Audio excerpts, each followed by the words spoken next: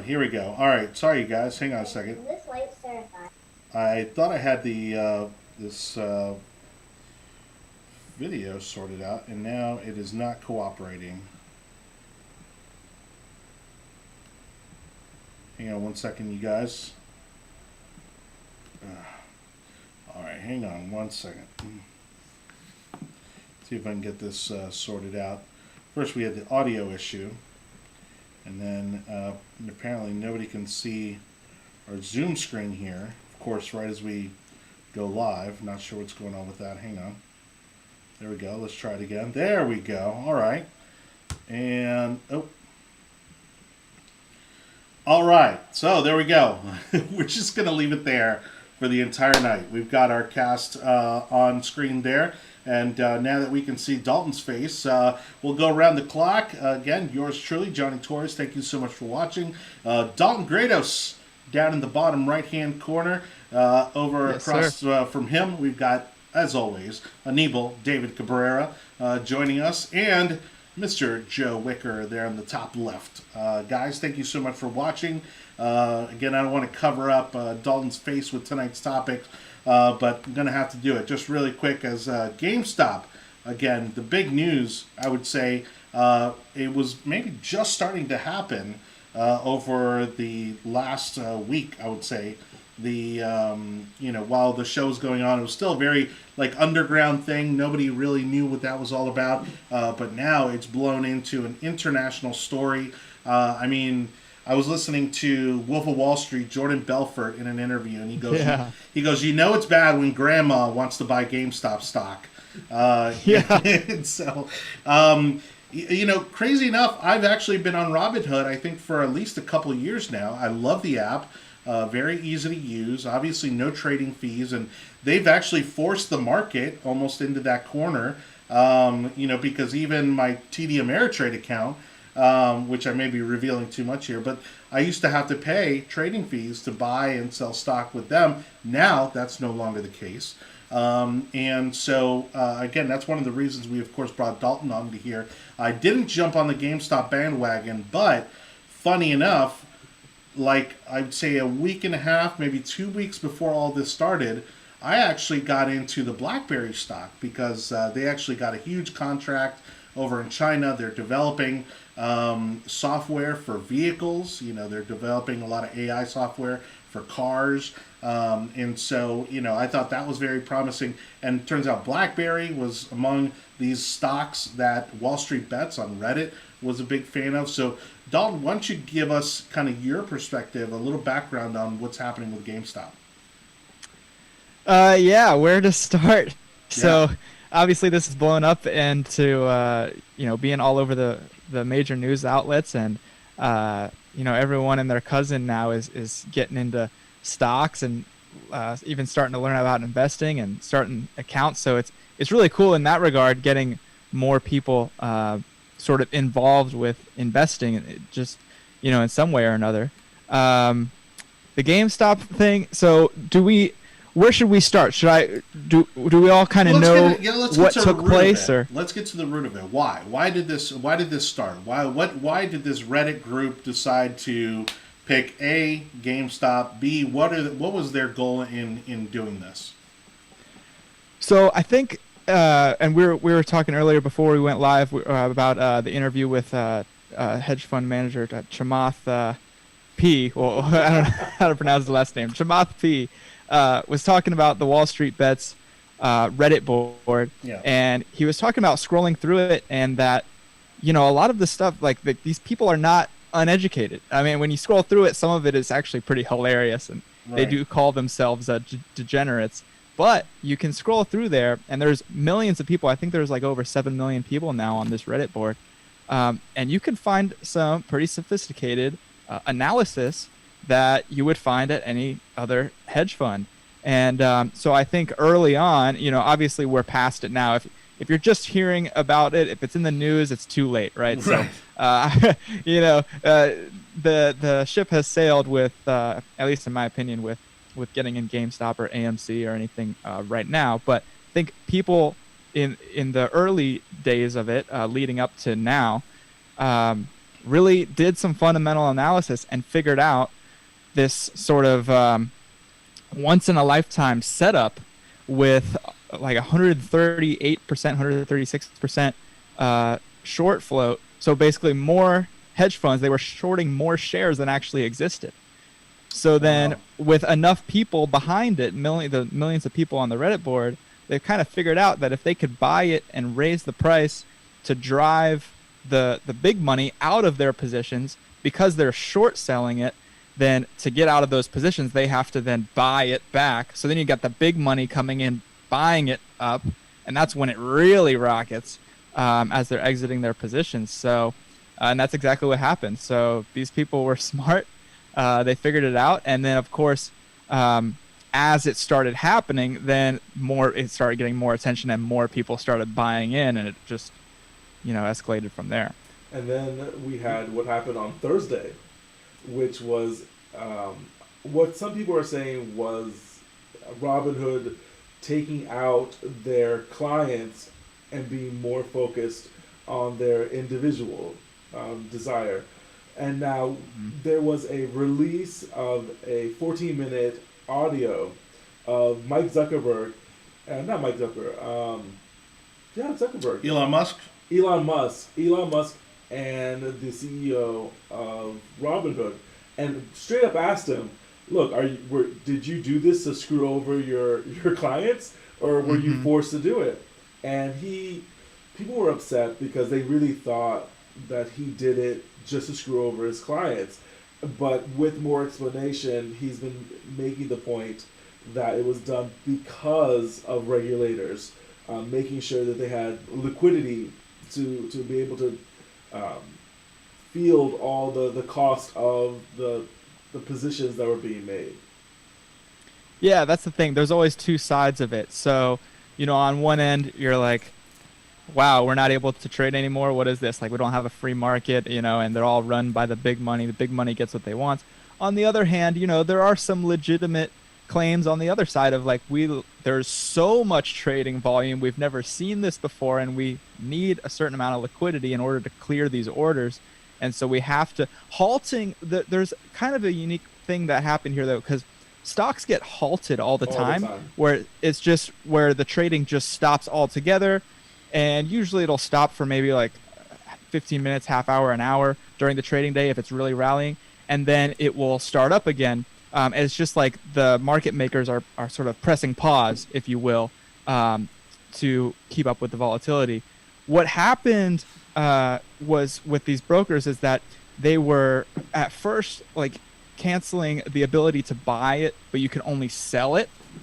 And then of course the big money could still buy and sell as they please, which is like purely market manipulation. So we have to be very careful when we say market manipulation, because the way they guaranteed to the clearinghouse for Robinhood required them to submit $3 billion before they would allow them to start trading on Thursday morning. And that's what caused this whole bigger problem, that Robinhood had to negotiate that number down and said that we would restrict the purchasing of more of those stocks down to one stock per person, which of course no one's ever going to do. They want to purchase more than that. And so yes, Robinhood manipulated the ability to purchase, but you could sell all you wanted to. So that's where they're going to start seeing a lot more class action lawsuits. Yeah. But Dalton, you said that some people couldn't purchase stock and others could. How is that? Is that true? So reportedly it was basically the retail traders were restricted, but the hedge funds and big, from buying, corporate institutional traders weren't necessarily restricted. And that also comes. I was watching an interview actually with Tom Sosnoff, who is the CEO of Tasty Trade, which is another broker, and he was also talking about hiccups with Robinhood in particular as a broker. They're kind of one of those companies, like they're a broker. You can buy and sell stocks with them just as well as you can with any other broker, except if you're in the investment space, you kind of view Robinhood as like not a real broker. They're still kind of like getting they're still kind of, I guess you could say, trying to keep up as with the fundamentals of their company themselves, and they switched from being outsourcing their clearing to being a self-clearing firm, and that comes with its own set of responsibilities. And so anyway, the CEO of Tasty Trade, a competitor, was basically saying, these are some hiccups that can come along the way of growing a firm as quickly as they have, and also becoming self-clearing. There's a lot of aspects to that they might not be experts in yet. But isn't the issue that once you stop a stock from being allowed to be purchased, by definition, if nobody else can buy a stock and you hold the stock, then the price has nowhere to go but down. It can't go up because there's no one for you to there's no one for you to sell your stock to. Yeah. And no one is trying to buy. So if you are holding the stock, and everybody that was holding the stock at that point is guaranteed to watch their stock go down. Now, if something's not, how is that legal? That you can just say, okay, we're not going to let anybody buy, but you can sell. Now, it wasn't stop buying and stop selling. It was nobody can buy, but you're allowed to sell. Well, I'm sorry, what? How does that work? So right. Other organizations and trading platforms were allowed to continue to purchase. So we have to see this as a platform by platform. TD America, Schwab, everyone has different platforms that you're able to purchase stocks from. In regards to Robinhood, they negotiated a reduced capital necessary to function the following day. And that's where they got in trouble, where people were upset that they had to pick their business model over their clients. Hector's saying on the page here, Hector's saying that he was hearing that basically Robinhood treats its customers like Facebook treats theirs, which is that what's for sale is actually the customer and the customer's data. Is there any truth to that? Does anybody know? People sell customer data all over. Facebook is doing but does it.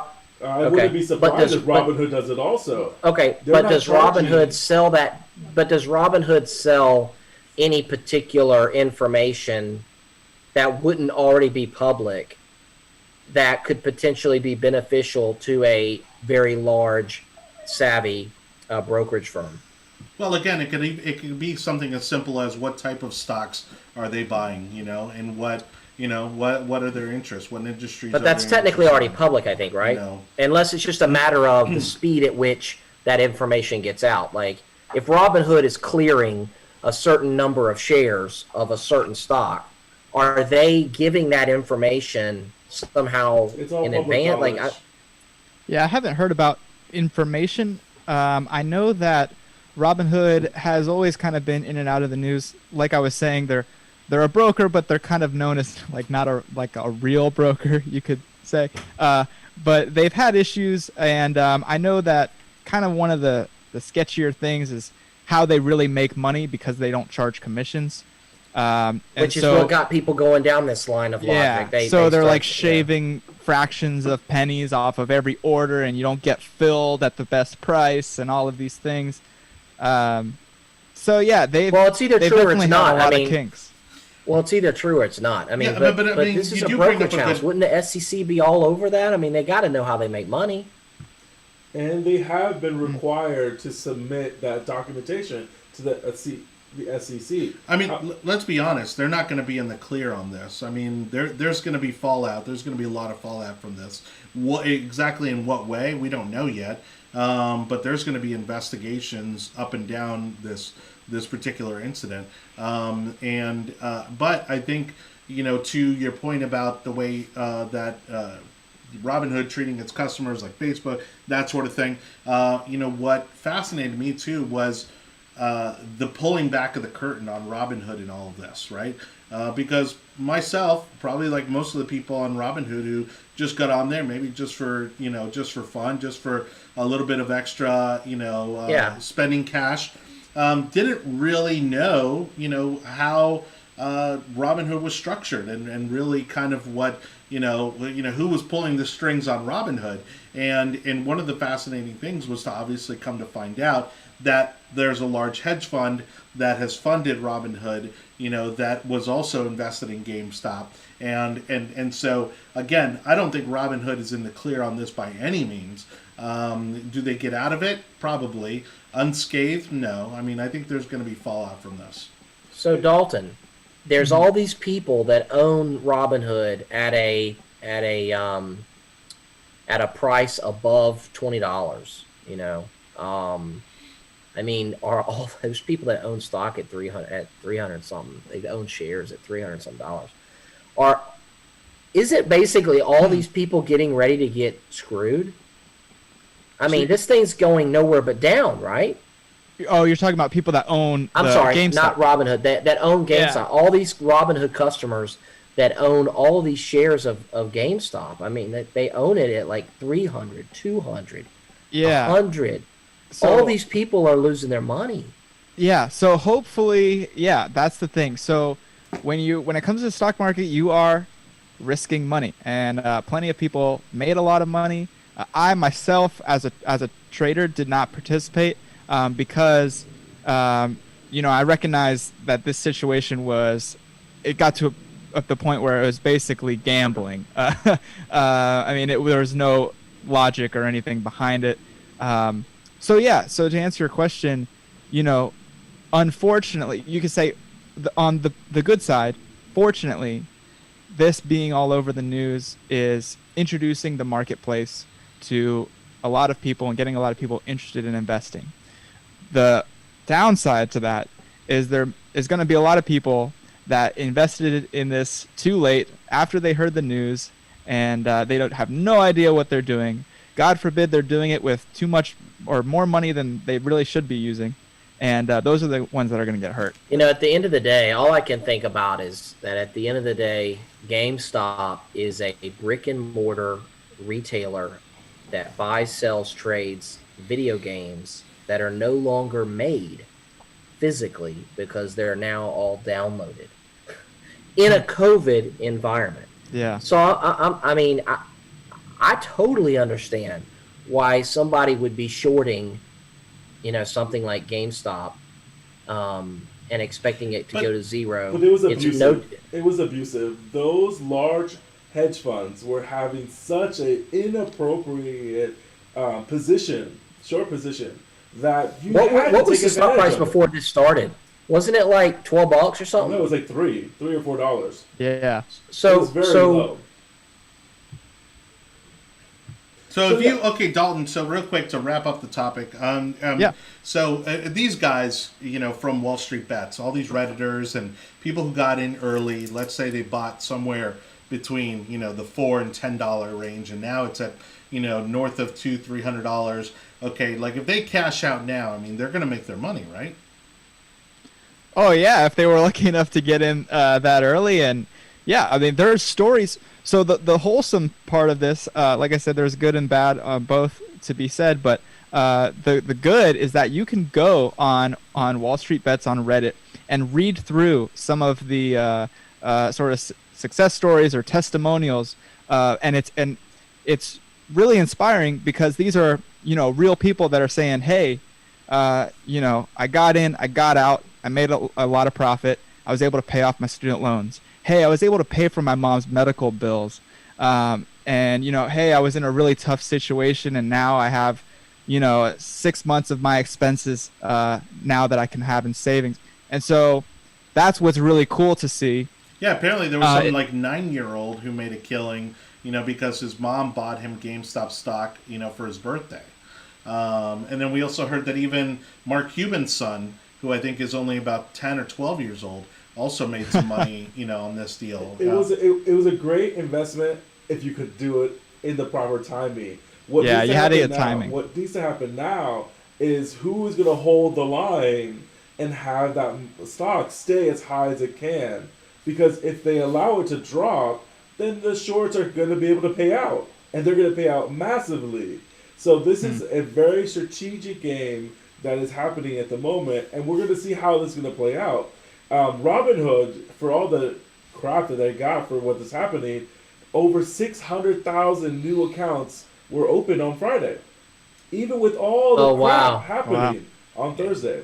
Now, So- now the downside to what he just said, though, is, and this is again going back to the topic we were on last week about big tech censorship, is that apparently in the Google App Store, and I wouldn't be surprised if Apple follows suit, they went in and deleted thousands or hundreds of negative reviews of the Robinhood app since the fallout Right. and all of this. And I wouldn't Right. doubt that Google is somehow financially involved with Robinhood. Yeah, there's going to be Senate hearings. I do agree with you, Laura. There's going to be some kind of collusion that is happening, maybe with Citadel. There's leaks that the new Treasury Department got paid $800,000 from Citadel, which is a phenomenal name for a hedge fund. Yeah. So Dalton, Yeah. I guess my last question about this is, every so often something happens, from a stock market perspective, right? Whether it's a bubble, and there's people that make money, there's a lot of people that lose money, and it often brings me back to the idea that, isn't it circumstances like this that just prove that there is no quick way? It all comes down to the basic principles of diversification, dollar cost averaging, investing for the long haul, and assessing your risks, changing them as time goes on, and and not trying to jump on these bandwagons. I mean, I guess if you don't jump on one, you can't win, but you also can't lose either. And I'm just reminded Yeah. of what I think it was Warren Buffett that said, because I know everybody wants to quote him, right? But after the .com bust, I guess he wasn't heavily invested in a lot of that. And when they asked him why, he said, because I didn't understand how they made money. Yeah. And he said, I don't invest in something I don't understand, and I Well, just couldn't understand how they made And Joe, money. you're really hitting on the principle, at least for myself. Who again, I have some play money on there.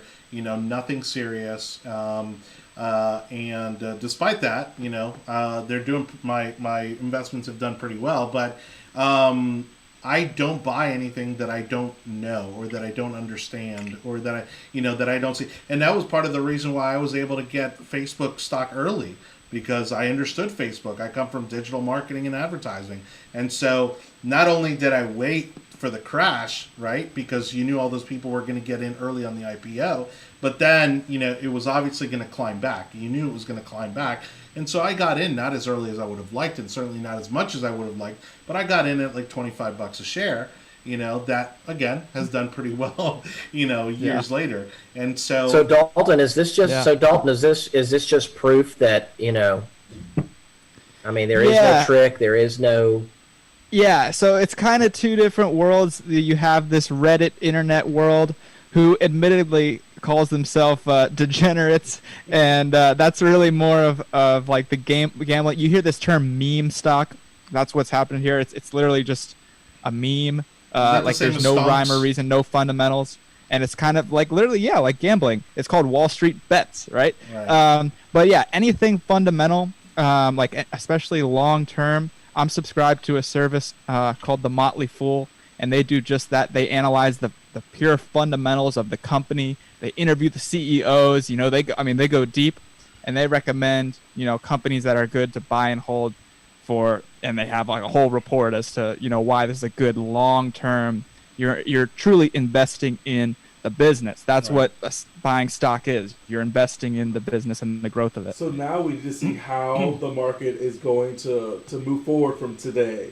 Now that we've had one full day of market of activity, seeing the volatility, and knowing that we no longer have traditional investors in the market. We now have retail investors. They have shown that they are willing to organize and put their money behind what they're saying, and to see what those ramifications are, because the market is also building fundamentals and money for pensions, for retirement for teachers unions, for firefighters and everything else. So yes, we can play around the margins, but there's also a long-term conversation that needs to be had. Because remember, some people lost some organizations collectively lost $70 billion on Friday.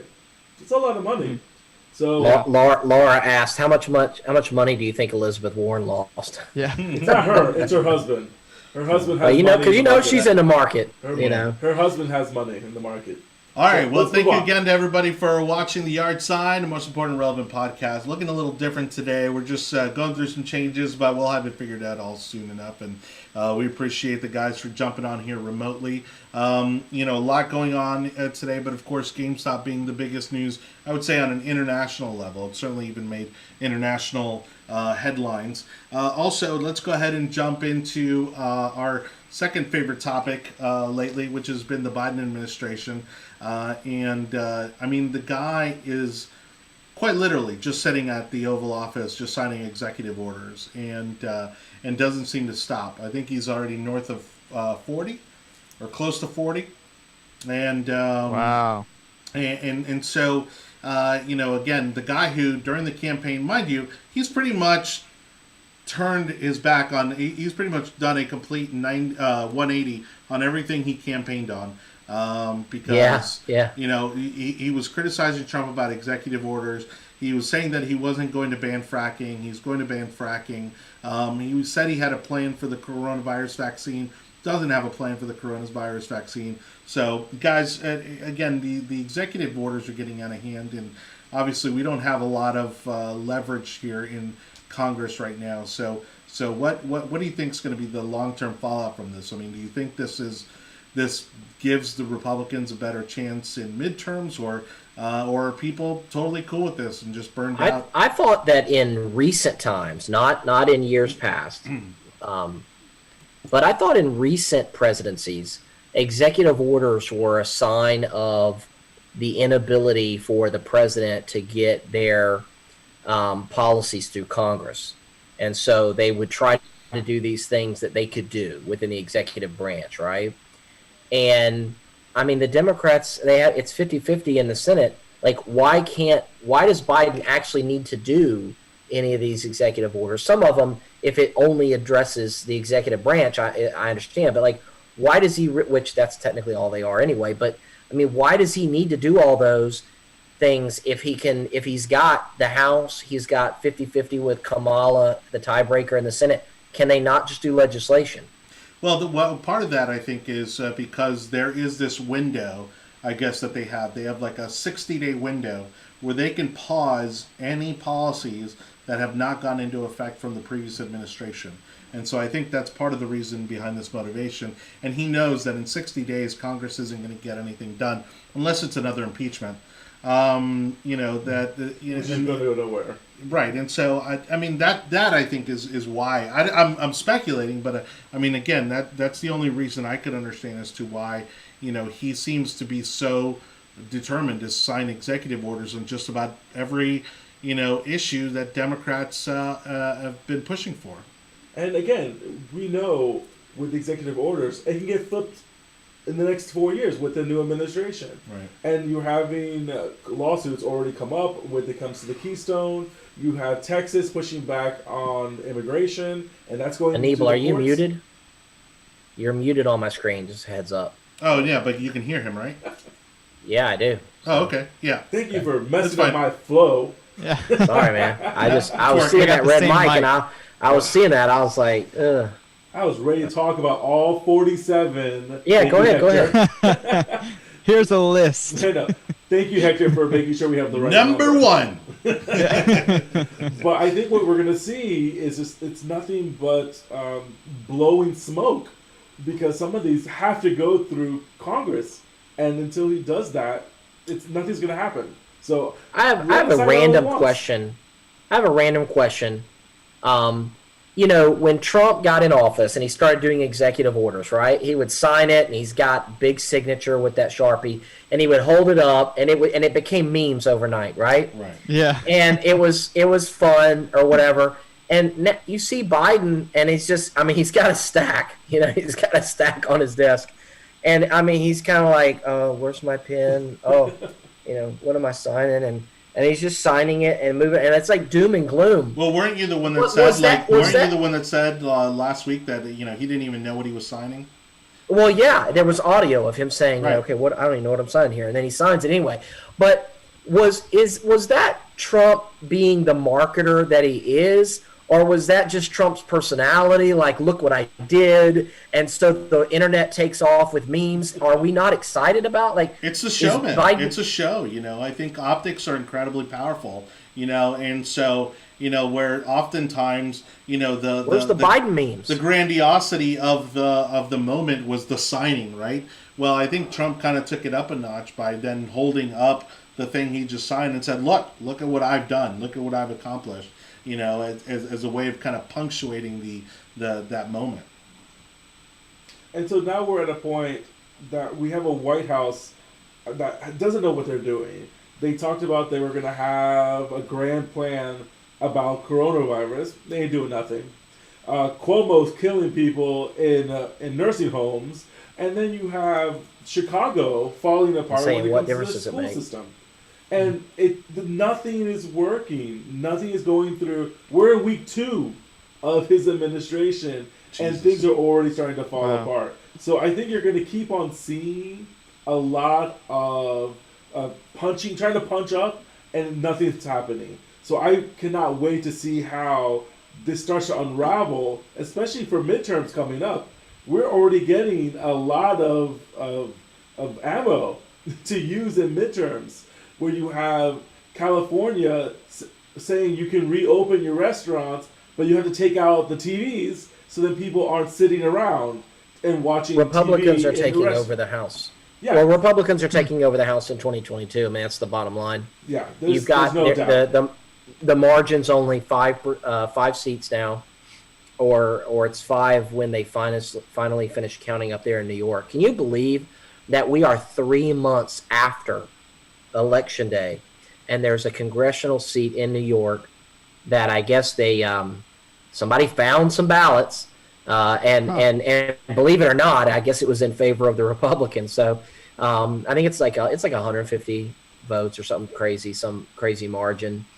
But they still have not certified that race. But I think so. Republicans are only down by 5 seats in the House, and Republicans or Republican-leaning states, I think, are picking up something like 20 plus congressional seats anyway for the census. So, Well, and that's what I we mean, need to be careful as a party, in terms of, really being downtrodden or beating ourselves up over what happened, in this general election. Yes, we lost some ground in the Senate, but again, we made historical gains in the House, to the extent that it's putting us within striking distance of taking back the House, which hasn't happened in a long time. And then also the effect that, we had large gains in state legislatures all across the country. And again, I think the more that Biden continues to force his hand on a lot of these issues, we're seeing him go back against pro-life issues.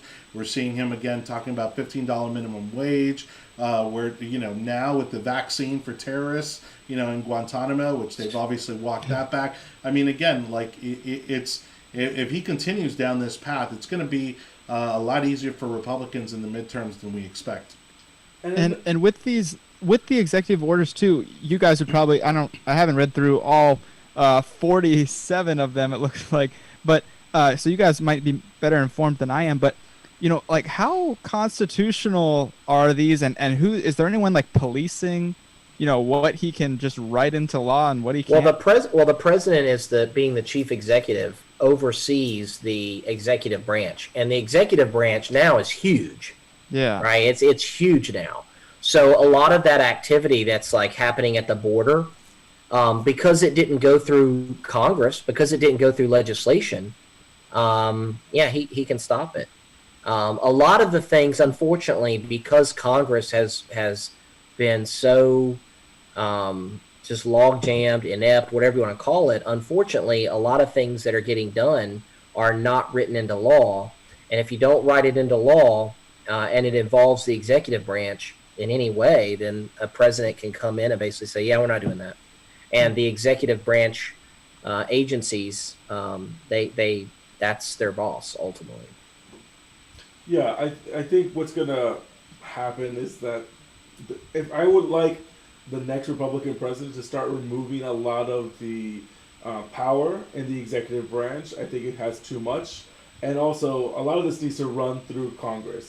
This next time we have a Republican majority in the House, we need to run the table and run the agenda as quickly as possible and get as much through as quickly so that we don't have this problem when we have another Democrat in the office. So yeah, I think also this evening there were 10 Republican senators at the White House to discuss the stimulus package that's already being put into place from the Democrats. Democrats are asking 1.9 trillion, whereas the Republicans started at 600 million. So we're going to see how that's going to play out later on tonight and tomorrow, and how much money they're going to start spending and printing. I remember Johnny back in the when the primaries were going on, and he had all the Democrats on stage. Johnny had asked, I don't think I was on that podcast. He had said, if you had to choose, which Democrat would be your choice? And I don't know if I said this or maybe I was just thinking it, but I remember thinking to myself that, Biden, is and was the most conservative of all the Democrats that ran. And so if you're a Republican and you had to have one of the Democrats, you would probably want the person that's going to be the most moderate of the Democrats, the most conservative. Well, that's why they circled the wagons around him. Right, because they felt that he could win the Midwest and things like that. Right. Well, to me, I mean, at least what we're seeing, I don't know if it's just right-wing media sources that, we're catching ourselves looking at or what, but, he doesn't seem very moderate to me. So if Biden, the most conservative Democrat that was on the stage during the Democratic primaries, if he's going far left and doesn't even care about how many jobs he kills, doesn't even care if gas goes back to $4 a gallon, if he's being a far left ideologue, then man, what would have happened if we would have had any of the others? Well, Joe, I think it's the people behind him too. Correct. Oh yeah. Yeah. So I think he has always been pretty centrist. And there was an interview soon after he was elected. Remember, he's just a poor boy from Scranton. No, Yeah, well, look. there was an interview recently after he was elected saying, hey, you have the power to completely wipe out all of the student loan debt. And he was like, I don't think I would do that right away. That's a bit much. But I think, it's the people behind him. Well, but then he's already talking about wiping out $10,000 of student loan debt. 10,000. I'd be interested to see. And back I'd be to interested Joe. to see. Well, back. Sorry, really quickly, Joe. But back to one of the things that you and I've said repeatedly on and off of this podcast is that Democrats have learned that they can't pass their agenda in one fell swoop. They need to do it in increments. And so when Joe Biden talks about eliminating student loan debt, he's not going to do it all at once. But it's going to be 10,000 this year, and then maybe 10,000 the next year, and it's going to be incremental until they reach that goal. What I don't understand is, and we would need maybe a contractual lawyer or something to talk us through this, is so you enter into a contractual obligation with the federal government, which really means you're entering into an obligation with all the taxpayers, and you borrow money. A president can just come in and be like, oh yeah, don't worry about that, bro, we got you. Whoa, well, hold on a second. What about all that? What about all the mortgages that are owned by Fannie Mae, Freddie Mac? Right. What about all the FHA? And I guess FDA does mortgages. And are you telling me that the president can just come in and be like, "Oh, executive order, yeah, don't worry about those mortgages, all forgiven"? Let me get back to your original question, because this is where I think you're wrong. Biden, if you go back, well into let's say from the beginning of his political career, he has always gone with the tide. He has always carried water for whatever the party stood for in that moment. He's never been a centrist. He's always gone with whatever the agenda was. And so, again, you can go back and say, well, he was a segregationist because he was. He advocated for segregation. Because their party was segregationist. Exactly. Right? You can go back and say that he was part of the crime bill but in reality, because the Democratic party was part of the crime bill. You know, and just like I'm sure there's video out there of him talking in favor of a border wall, of strict border security, of strict immigration policy. Yeah. That video's out there as well. And so he's always gone with the tide. This isn't someone who has been steadfast in his principles. His principles are whatever the Democrat Party has stood for at that time. Okay, so you're saying he's just a representative of the way in which the Democratic Party has turned far left. He's not Exactly. He's not necessarily moderate. He's not necessarily moderate or left himself. He's just a reflection. Well, that would make sense. He's going to carry out the agenda of the Democratic Party. Yeah. You got to stay in for 48 years somehow, right? Yeah. But we're going to see the U.S. is not going to like how that's going to flow. The people are already getting buyer's remorse. He went from 76% approval down to 61 in a week. Like, man, this if is he wipes out student loans, man, down. that's going to be... Again, if you look through the executive orders, people don't read the fine print. So he said we had to stop doing fracking on public land. But that doesn't mean if you already have the contract, you can still do it. They said about getting rid of private jails. But if you have it with the immigration policy, then you can still have them. Like, it's the stuff is so stupid. You're saying it's for show. It is for show. It's like seeing a news article and just reading the title. Oh, okay, I agree with that. So you're saying he's just appeasing his far left base. That's what you're saying. I feel that we will see a civil war in the Democrat Party before we see one in the Republican, because they are going to get really upset when things are not going the way they're going to go. He said he would get give him the Senate, and they would get $2,000 checks. Now it's all $1,400 checks. And now it's, maybe $600. It's going to get worse and worse, and people are going to get upset. And I love it. You know what's ironic about this whole stimulus debate is that the only debate that Americans really care about is, okay, what are you doing for COVID as far as, is there anything involved in vaccines, anything involved in healthcare, liability, whatever, and stimulus money. But actually, that's only like a few $100 billion. Like, when you talk about 1.5 trillion, 2 trillion, you talk about these massive numbers, the bulk of that bill actually doesn't even go to Americans in any way, shape, or form. Right. It's all for something else. And that's really what they're fighting over. I mean, that's really what it is. As time progresses, it's going to get worse, and people are going to get more upset. Again, the document, I don't know how to say it, but to let people see what's really going on is going to allow people to make better choices.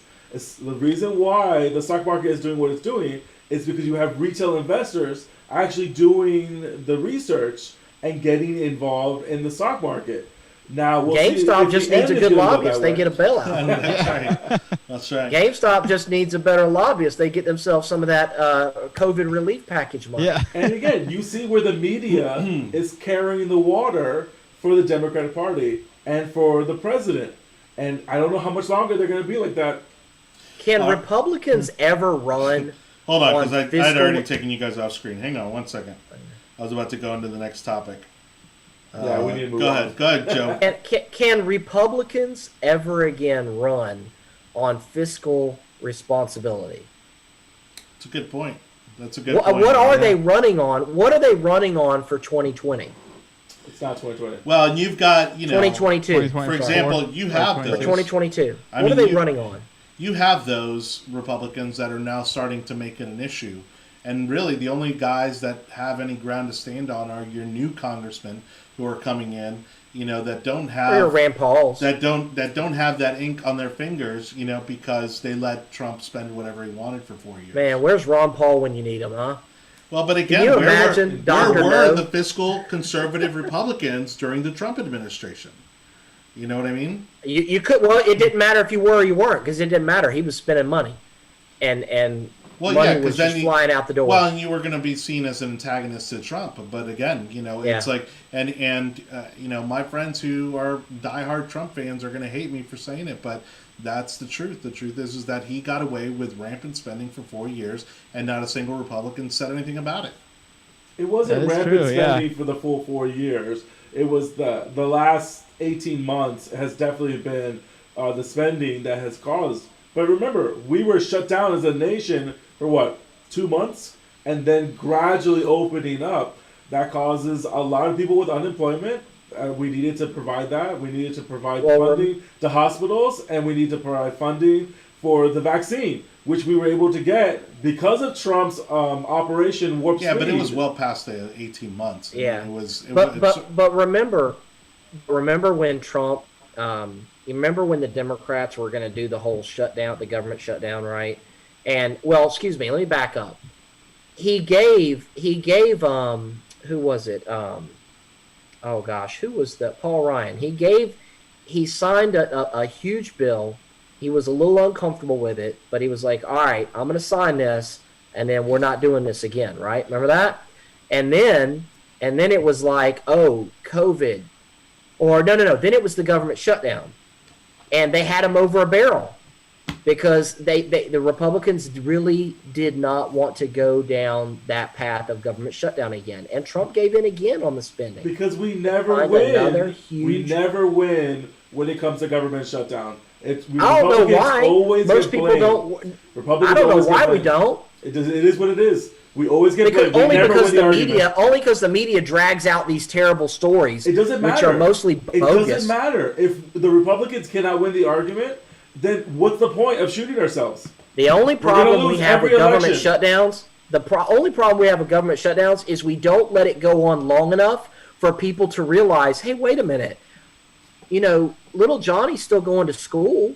There's nothing's going on at school. The fact that the Department of Education's not showing up to work in D.C. hasn't really changed what's going on in Hillsborough County School District. Like, we don't let it shut down long enough for people to realize that we don't need half this stuff anyway. Well, that's a good point. What amuses me is, because, I may be getting us in trouble here, but Anibal and I both have a lot of teachers in our universe, and they didn't like Betsy DeVos. And if they only realized... They didn't know anything about that woman. Right. Oh, yes, they just did. hated her because they were told to hate her. They knew. They hated her because they were told to hate her. But the impact that she had on their day-to-day lives was minuscule. It was nearly inconsequential. But the media made her out to be some sort of villain, and so she became the villain of education. And so... All right, real quick, let's go ahead and get back on track here. We are well past, we're running way behind. But anyways, we can certainly get back on track. Andrew Cherry said, just give us the 1400 and let's just be communist. Yeah. There we go. Just give us the 1400 and let's just be communist. UBI. Let's just try communism. I mean, what's what's going to happen? Well, it's never been done right, remember? Hey, give me that UBI check. It's just never been done right. Every month into my 401k. I will have that UBI check going into my retirement account every single month. Okay. All right. Let's go ahead and switch up. We've already touched on it a couple times, but really quickly, the train has literally come off the track in New York, where now Cuomo, who was certainly the darling of the COVID crisis, is now has been revealed to have been lying all along about the death count, and to which extent we don't even know. And so. And again, we're talking about a prominent Democrat who I think could have easily have run for president, in 4 years or in 8 years, and I think his chances are pretty much shot. What do you think, guys, is going to be the fallout from this revelation? I'm not exactly defending the guy, but does the governor of New York really have a handle on the data and the way the data is being dealt with at the New York Department of Health? If I'm out there spouting numbers, those numbers better be damn right.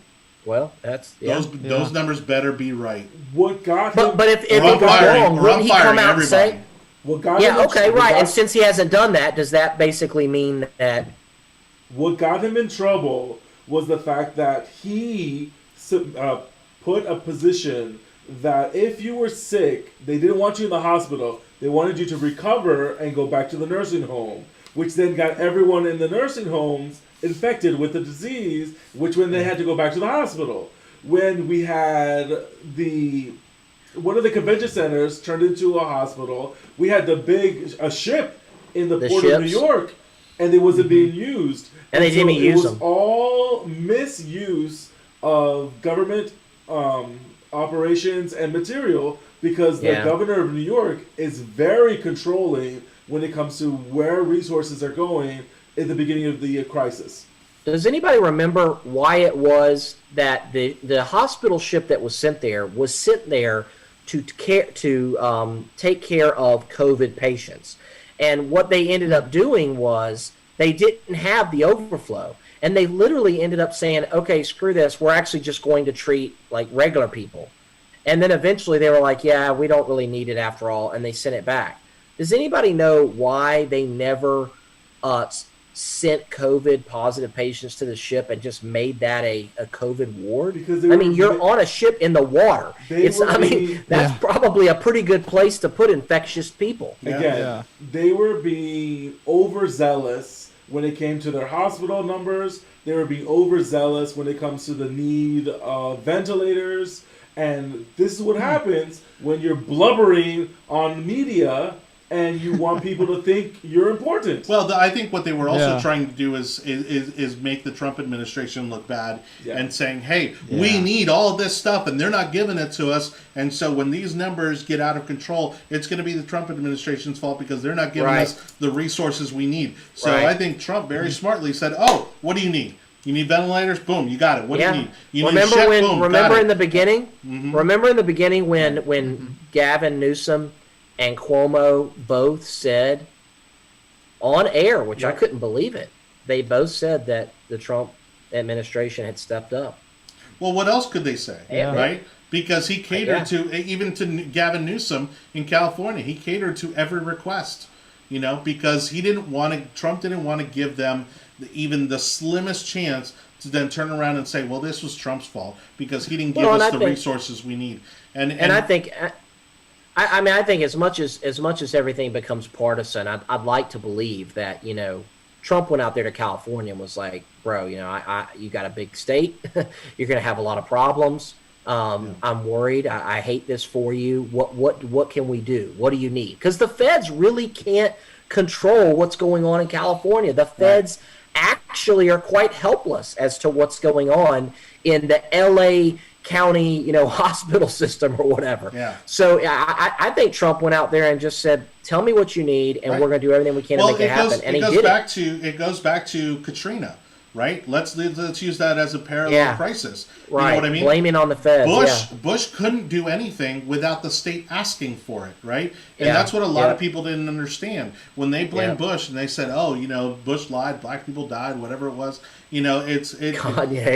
The fact was that the governor and the mayor in New Orleans, both sat on their hands until it was too late. And so then by the time they asked the president for what he needed, it was already too late. The damage was done. The mayor of New Orleans is in jail because of what he did during the crisis. Again, we're all Floridians, and we know but that changed our country, though. If there's a hurricane, you have to be self-sufficient for like 4 to 5 days until they can get to us. If we're in a critical location, don't end up on your roof waving a white flag. Like, you don't be that guy. Exactly, but we know this already. Everybody knows that in Florida.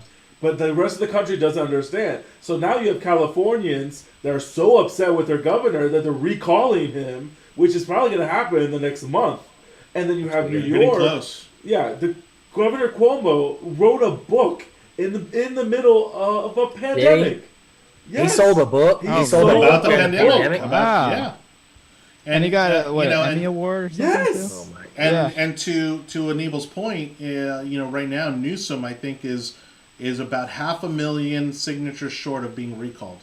Wow. But now aren't they all like magically reopening now too? Starting Yes. to? Oh yeah, of course, Michigan, Yeah. California. Yeah, you can- I bet they're doing signature verification on those. Yeah. I bet they're verifying those signatures. I bet they turned that machine to 100% sensitivity. Yeah. I'm gonna say this right now. Reject New them York, all. in New York, you're allowed to eat outside. It's like 15 degrees. In another building. Yeah, But you're allowed to eat in outside. in a little temporary shack that they've built right outside the restaurant, Oh my which God. again makes no sense. I just feel Yeah. like kids that are like, teenagers, 18, 19, 20 years. I just feel like they're gonna look back at this and say, man, my parents were straight up stupid. Like, just everybody was just stuck on stupid. Like, Yeah. I actually think a lot of good will come out of it, right? Just like the kids that watched their parents lose their homes during the housing crisis because their parents Right. got overextended in these McMansions, and they watched their parents give back the $80,000 Escalade, and they watched their parents go through all this pain and suffering because of being financially overextended. And now millennials are like, yeah, screw that. What do I need a big house for? What do I need a car for? Who wants right. that? Like, Yeah. and so millennials aren't even trying to take. They're not taking on all this massive debt like their parents did. So maybe there's some good that's going to come out of COVID in some way. I I mean, don't know. the world Oh, has I'm sure. changed now with COVID. The fact that I think large portions of businesses are staying inside and remoting into work. You're able to work wherever you want to live.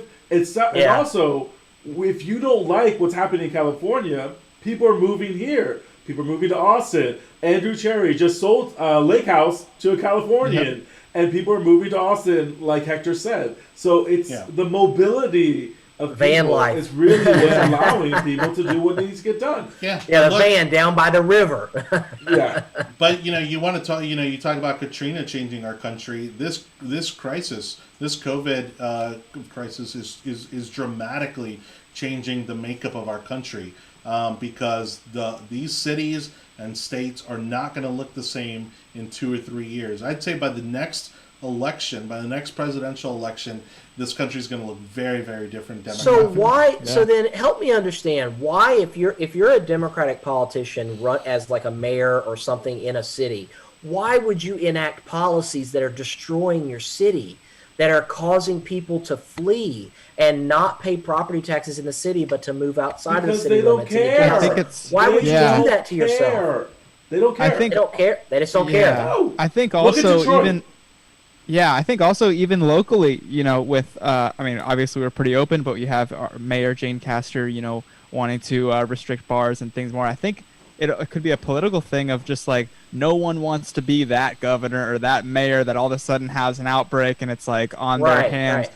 But at the same time, We're a then you year have in though. Yeah, but then you have a lot of stuff that's underreported, such as the World Health Organization saying that the lockdowns are not beneficial when you consider all of the repercussions of the lockdowns compared to the actual virus. In fact, I And, think that was- my theory is that the lockdown, especially in New York, was what contributed to their case numbers being so high because Right. you've Yeah. got people in these buildings that are over 150 years old where their water systems are connected, their ventilation systems are connected, all right? All these units, all right, in these old apartment buildings are all connected. Yeah.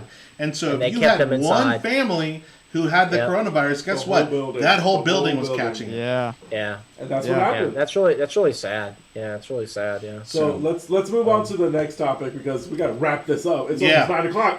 Well, here it's a little bit more of a gossip, a bit of a section here for us to finish up tonight's show. Thank you again for watching The Yard Sign. Again, the audio version of the podcast is blowing up. I love it.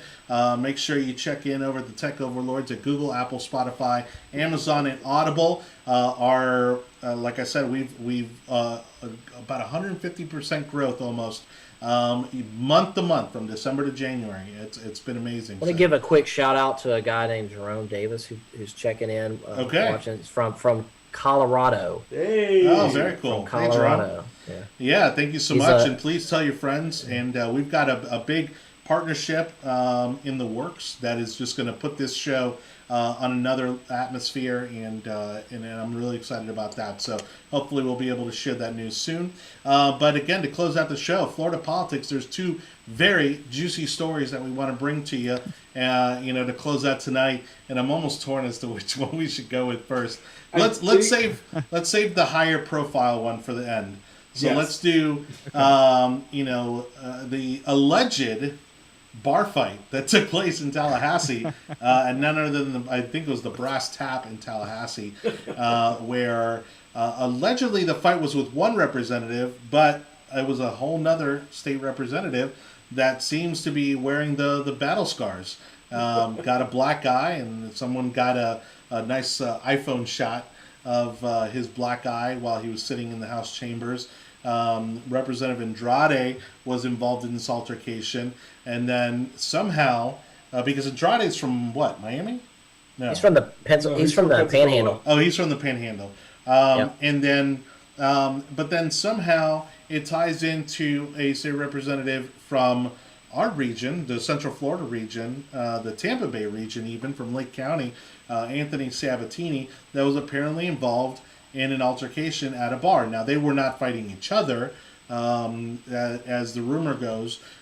Supposedly, Representative Andrade was there in defense of Representative Sabatini, but then Sabatini is, of course, saying that he has no idea what anyone is talking about. He's never been in a bar fight. He wouldn't even go to that kind of bar, and not really sure who to believe here. What do you think, Aníbal? Evidently, he is a wino and only does wine bars. But I think I'm loving the kiki when it comes to Florida politics, because we usually don't have this kind of physical altercation, and you normally don't expect it from our representatives. But to see Twitter seeing the representative with a black eye on Twitter was quite enjoyable this morning. I'm not gonna lie. It was. You got to stay true to the Florida man. Oh yeah. do you guys think that because there's really been no statements put out, and I think in a day or two nobody's going to be talking about this, but do you think that maybe Peter Schorsch over at Florida Politics, that maybe he just threw Sabatini in there? And how does this, if Sabatini's not even there, what's this got to do with him? They don't like him. They don't like him. Well, I think we're seeing notoriously, Sabatini and Peter Schorsch have a very adversarial relationship. Yeah. In fact, Peter likes to call him Representative Blackface.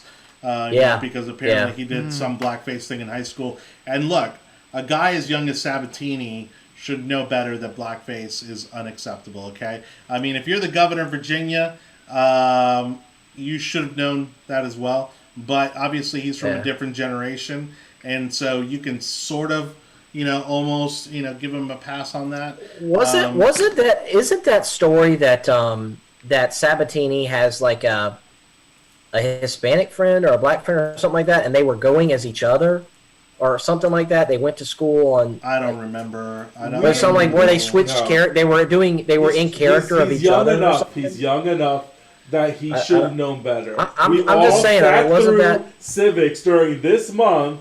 By the way, happy African American month. Happy Black History Month. Black History Month. I didn't even get it right. Right. You shouldn't even. Yeah, you would think that you wouldn't even have to talk about it. You would think that you wouldn't even have to. We've all seen it. We've all watched Roots, so we should know better.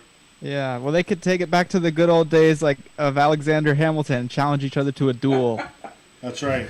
But this is so back to again, the big question mark is, how did Sabatini's name get dragged into this? Because honestly, it initially, when the rumor first broke, and I'm pretty sure if you go back on Twitter you can find it, the altercation, Sabatini was the only person mentioned in the altercation. And then it wasn't until I think the picture came out of Representative Andrade with a black eye that anyone said, okay, well, wait a second, what really happened here? Because nobody even knew that Andrade had been involved in any way.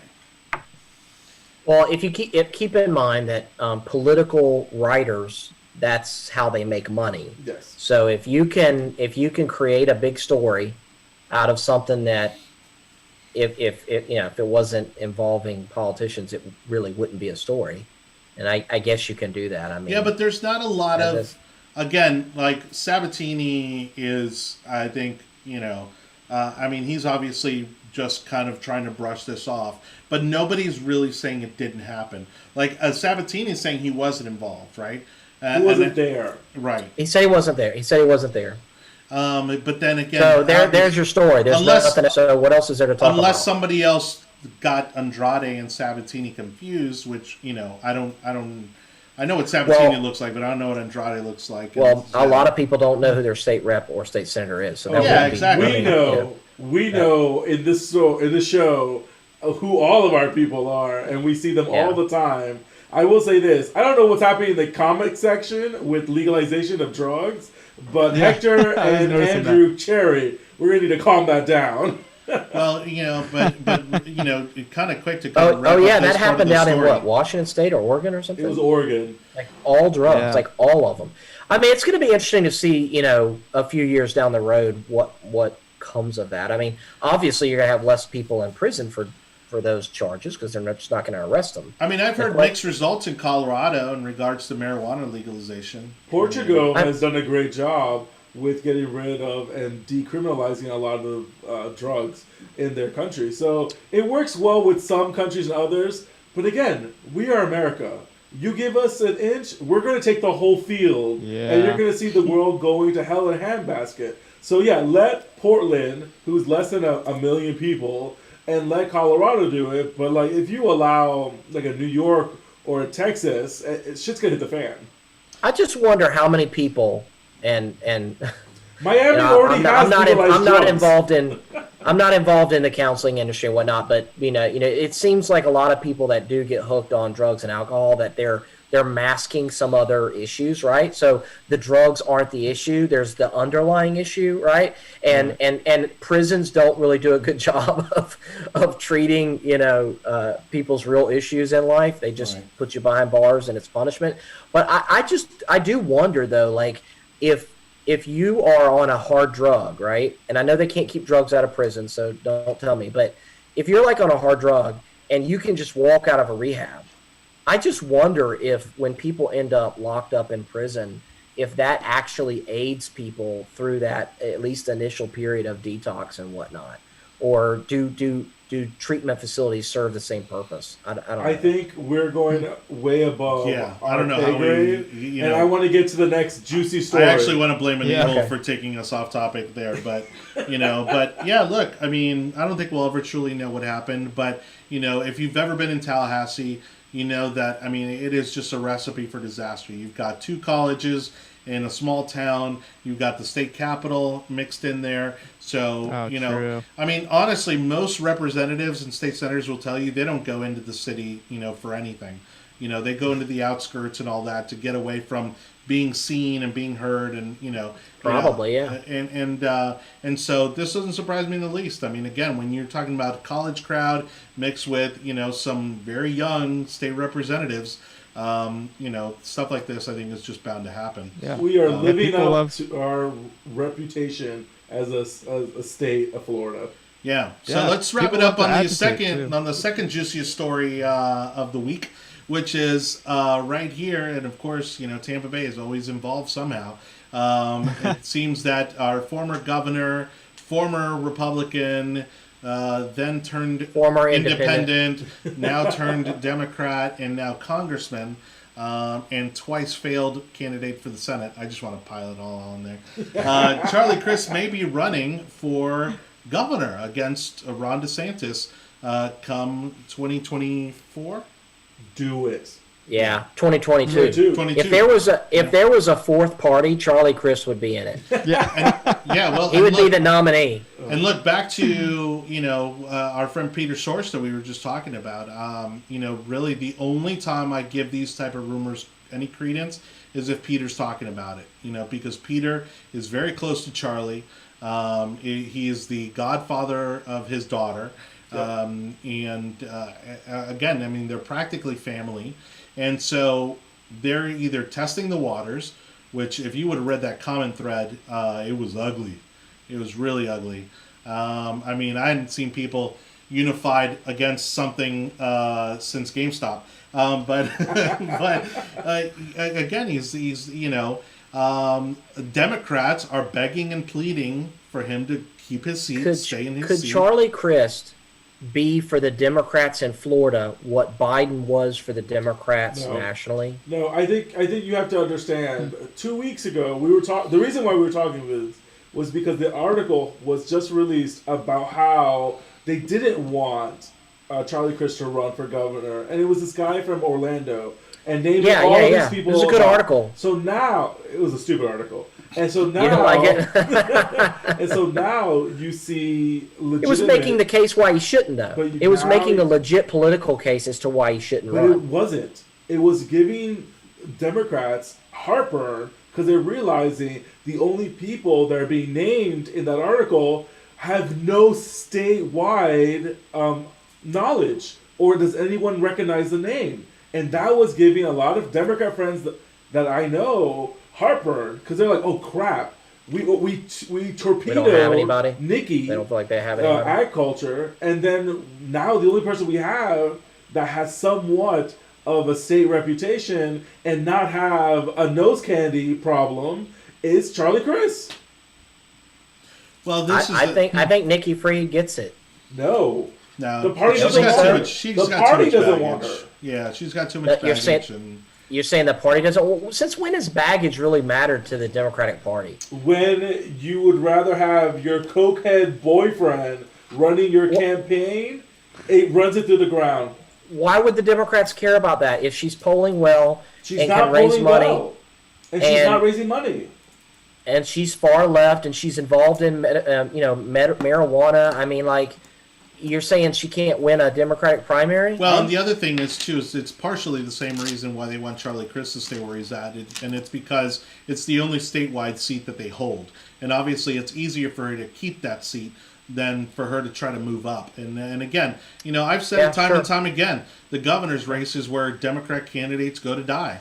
Because it's not going to happen for some time. I mean, again, they had a lot of potential in gosh, I'm forgetting his name. So I have an honest question. And the guy who lost in Gillum. Gillum. I was just going to say, honest question. I'm not trying to make fun. What's Gillum doing in regards to all this? Has he said anything? Is he involved at all? Yeah.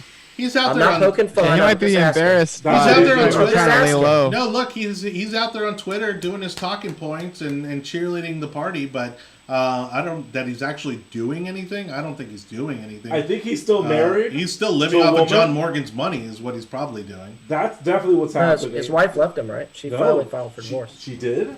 Oh yeah. I'm almost positive that didn't happen. But again, you look at the track record. Again, let's say had Gillum been clean in his personal activities.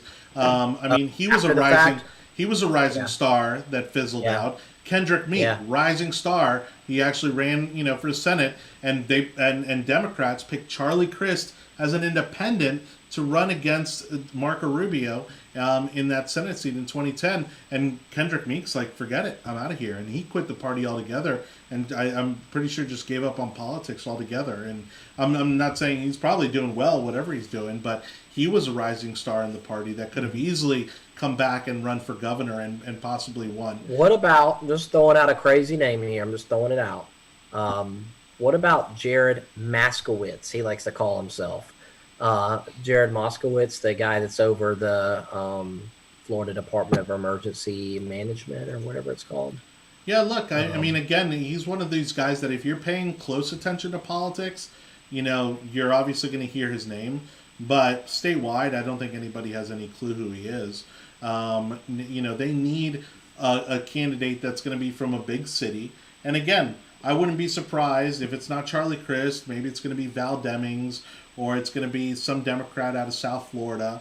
They're saying they might put Donna Shalala to run against Maria Salazar again for Congress, but they need a big Democrat name. Now, the one that I am hearing a lot is a young woman who is tied to a lot of family money, and I'm forgetting her name right now. But there is a young woman that seems to be kind of up and coming, and again, may have the financial resources to give it a go. But again, like really statewide, again, Gwen Graham was maybe their best shot to winning the gubernatorial. Could she come back? She Could doesn't she want come to come back? back. She doesn't want to come back. It's just, I mean, Joe. I mean, it's just so hard after you kind of gave it everything you had, and you put all the resources you had into it, and you don't think she could win the Democratic primary next time around? I don't think she's going to get in. Did she finish second or third? Third. I don't think she's going to get in if Charlie Crist gets in. Again, the whole purpose of the article that just came out is to rebuke the article from 2 weeks ago. So then it gives him the way to actually talk about it. And he wants to talk about it. He wants to be governor. And let him try to be governor. If he does, it gets him out of that congressional district, and Anna Paulina can try to take it. I think deep down he hates D.C.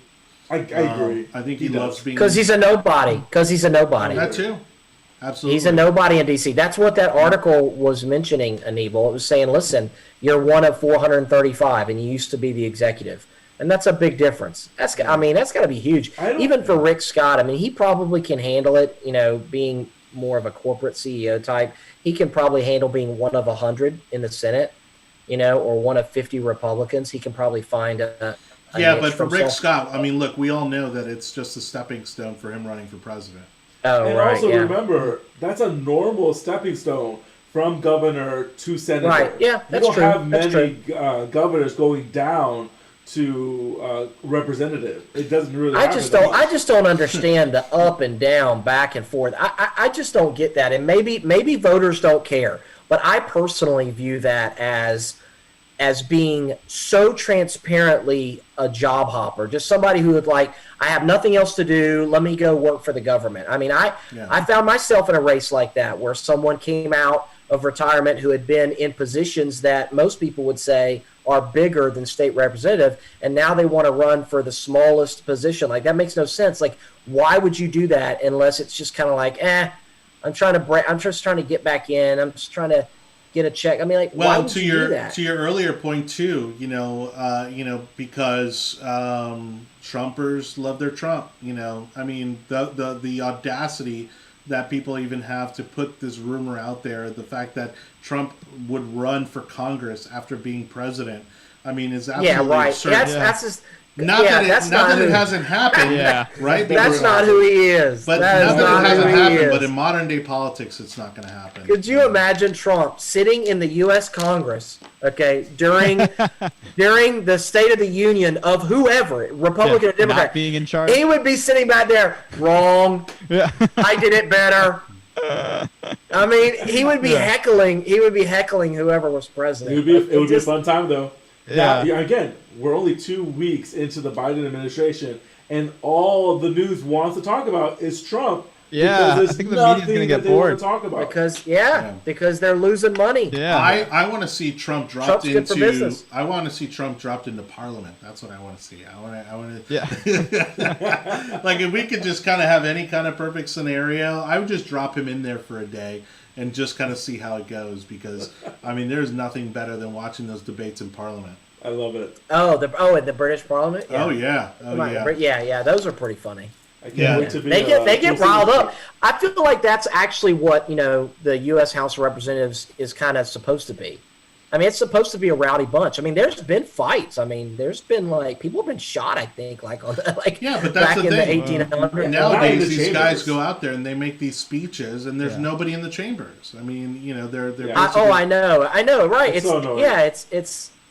It kind of seems like when you watch C-SPAN and you see a congressman giving a speech to an empty chamber, you kind of realize really quickly, this is not governing. Actually, I had a great video come up in my Facebook memories, from some years back.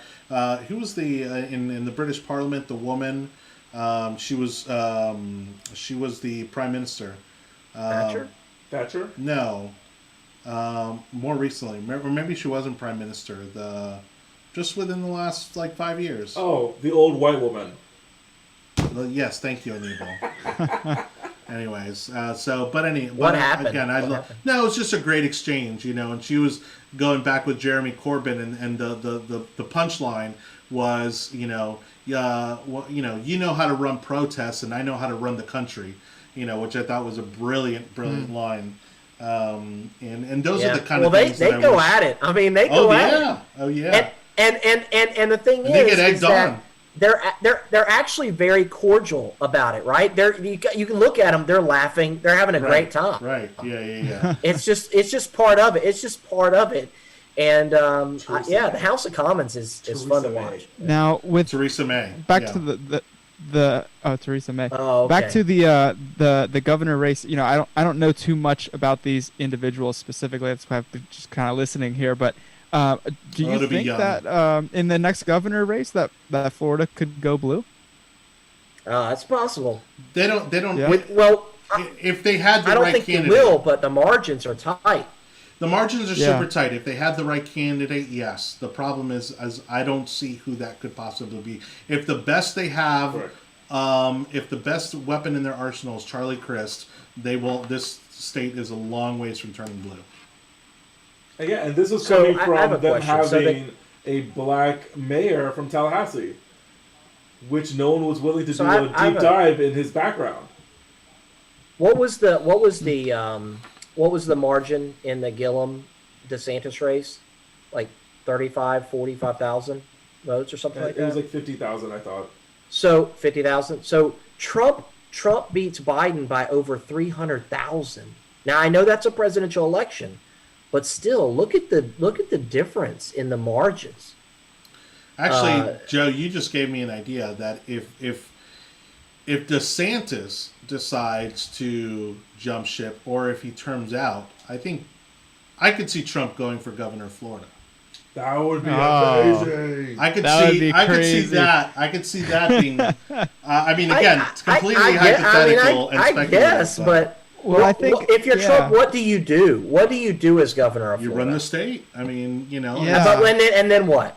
Golf? Nothing.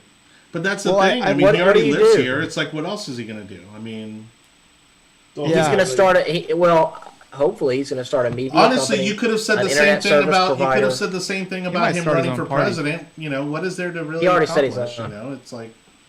What's that, Johnny? No, you could have said the same thing 4 years ago, and said, well, why run for president? I mean, what is there for him to accomplish there? And look at where we are. I mean, it's. I just think if he's going to give another go at running for anything, that is much more likely than Senate or Congress or anything like that. No, you're right. That would be the spot. That would be it. He definitely wouldn't run as a U.S. congressman. Well, and he wouldn't have to deal with all the DC. Probably wouldn't be willing to be a senator. Yeah, he wouldn't have to deal with all the DC Democrats and and the whole media circus in DC.